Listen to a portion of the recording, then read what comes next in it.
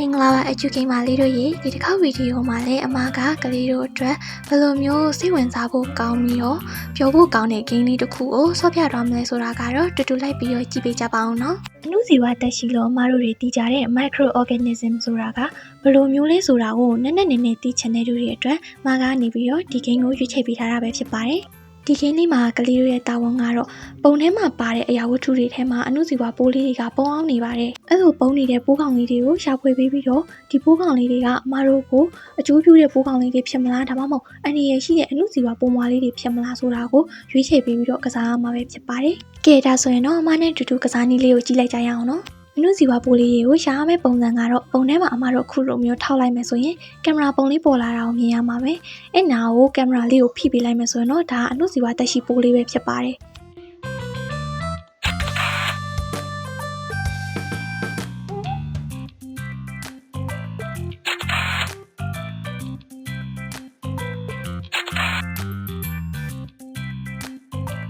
အကောင်လုံးကိုပြည်စုံစွာရှာဖွေပြီးသွားပြီဆိုရင်တော့မမတို့ကခဏတုန်းကရှာဖွေထားတဲ့ပစ္စည်းလေးတွေထဲမှာဘယ်လိုအနုဇီဝပိုးလေးတွေရှိနေလဲဆိုတာကိုအသေးစိတ်လေးလာကြည့်ကြရအောင်နော်ခုလိုမျိုးအနုဇီဝတက်ရှိပိုးလေးရဲ့အသေးစိတ်အကြောင်းအရာကိုလည်းသိပါပြီဆိုရင်တော့မမတို့ကတူတူကိုအုပ်စုလေးခွဲပေးပါမယ်